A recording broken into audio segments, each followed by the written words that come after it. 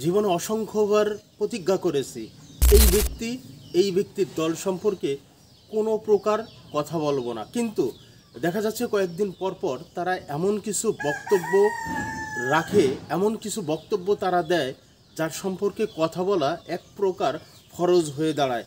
তাই তো প্রতিজ্ঞা করেও প্রতিজ্ঞা রাখতে পারিনি। দেখেন এই ব্যক্তি কি বলছে, যে শেখ হাসিনা দেশ ছেড়েছে, এটা আল্লাহর রহমত। এদেশের ছাত্র জনতা গুলির সামনে বুক পেতে দিয়ে স্বৈরাচার হাসিনার পতন নিশ্চিত করেছে।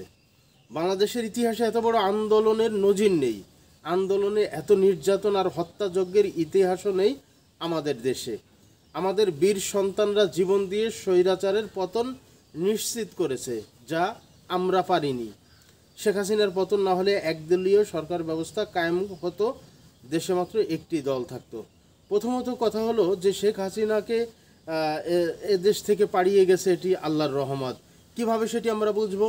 তিনি তো শেখ হাসিনার যে অবৈধ নির্বাচনের মাধ্যমে অবৈধ সংসদ, সেই অবৈধ সংসদের অবৈধ সংসদ সদস্য হয়ে শেখ হাসিনা পালিয়ে যাওয়ার আগ মুহূর্ত পর্যন্ত আর রাষ্ট্রীয় সকল সুযোগ সুবিধা তিনি নিয়েছেন, তিনি হালুয়া রুটি খেয়েছেন। তাহলে তিনি কিভাবে বললেন যে শেখ হাসিনা পালিয়ে গেছে, এটা আল্লাহর রহমত? আচ্ছা, দ্বিতীয় কথায় আসি। তিনি বলতেছে যে আমাদের বীর সন্তানরা জীবন দিয়ে স্বৈরাচার পতন নিশ্চিত করেছে, যা আমরা পারিনি। শেখ হাসিনার পতনের কোনো প্রকার আন্দোলনে কি জিএম কাদের সাহেব ছিল? জিএম কাদের সাহেব যখন গণ অভ্যুত্থান তুঙ্গে, যখন চূড়ান্ত পর্যায়ে গেছে, তখনও কি তার দল সংসদ থেকে পদত্যাগ করে রাস্তায় এসে ছাত্রদের কাতারে দাঁড়িয়েছিল? ছিল নাকি দাঁড়ায়নি তো। তাহলে তিনি কিভাবে বলেন তিনি কি শেখ হাসিনার বিরুদ্ধে আন্দোলন করেছেন? তিনি শেখ হাসিনার বিরুদ্ধে কোনো প্রকার আন্দোলনে যোগ দিয়েছেন, আন্দোলনে সমর্থন জানিয়েছেন?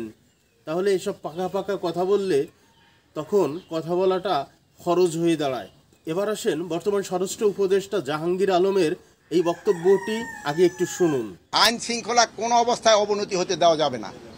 আমি আপনাদের সবাই সহযোগিতা চাচ্ছি। যারা আইন শৃঙ্খলা অবনতি করবে তাদের কোনো অবস্থায় আমরা ছাড় দিব না। আমরা কোনো অবস্থায় তাদের ছাড় দিব না। আমরা কোনো অবস্থায় তাদের ছাড় দিব না। ভবিষ্যতে যদি তারা আবার চেষ্টা করে, তাদের যে হাত, এটা আমরা কিন্তু ভেঙে দিব, এই যারা আইন শৃঙ্খলা অবনতি করতে চায়। স্বরাষ্ট্র উপদেষ্টার বক্তব্য শুনে হাসি পেল। স্বরাষ্ট্র উপদেষ্টার বক্তব্য পূর্ববর্তী সরকারের মন্ত্রীদের মতো বক্তব্য। তিনি স্বরাষ্ট্র উপদেষ্টা, তার অনেক ক্ষমতা। তার ক্ষমতা হলো রাষ্ট্র ক্ষমতা। রাষ্ট্র যে ক্ষমতা, সেই ক্ষমতার উৎস, সমস্ত জনগণের ক্ষমতার পুঞ্জীভূত উৎস হলো রাষ্ট্র। আর সেই রাষ্ট্রের ক্ষমতাবান তিনি, তাছাড়া তো আর কিছুই না। তিনি এখন স্বরাষ্ট্র উপদেষ্টা আছেন, যখন থাকবেন না তখন বিগত দিনে যারা ছিল তারা কি দাম্ভিক আচরণ করেছে, এখন তারা কিভাবে আছে, সেটা তো আমাদের চোখের সামনে রয়েছে। তাহলে জনগণের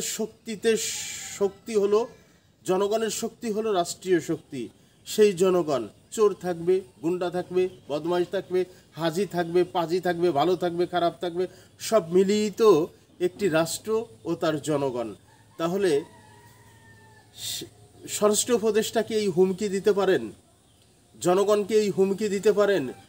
তিনি দুষ্কৃতিকারীদের বলেছেন, কিন্তু দুষ্কৃতিকারীদেরকে তো অবৈধভাবে কিছু করার এখতিয়ার কেউ কাউকে দেয়নি।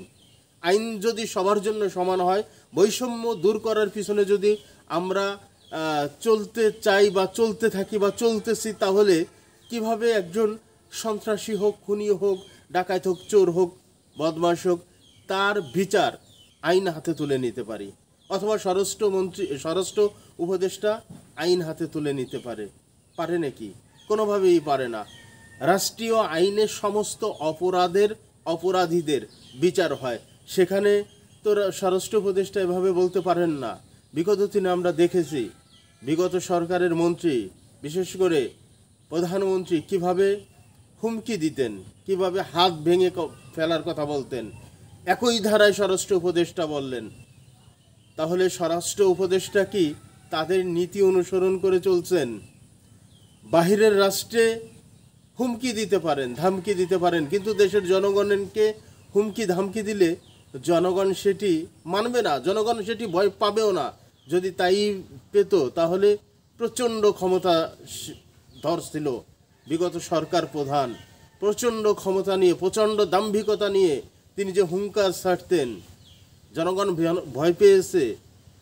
রিক্সা চালক, শ্রমিক, কুলি, মজদুর সবই তো তার বিরুদ্ধে, তাকে অ্যাটাক করার জন্য গণভবনের দিকে গিয়েছিল, ভয় পেয়েছে জনগণ। স্বরাষ্ট্র উপদেষ্টার এই বক্তব্যেও জনগণ ভয় পাবে না। তাছাড়া ন্যায্য অন্যায্য বলে কিছু কথা আছে। ন্যায্য দাবিকে যখন জোর করে দমিয়ে রাখতে চাইবেন, ন্যায্য দাবিকে যখন জোর করে দূরে ঠেলে দিবেন, তখন সেই ন্যায্যই অন্যায্য করার শুরু করবে। অতএব ন্যায্যতার ভিত্তিতে সব কিছু সমাধান করা গেলে সবচাইতে সেইটাই ভালো হবে। কিন্তু অন্যায্যভাবে কোনো বৈধ জিনিসকে দূরে ঠেলে দিলে সেটি কখনোই কল্যাণ বয়ে আনবে না। আল্লাহ হাফেজ।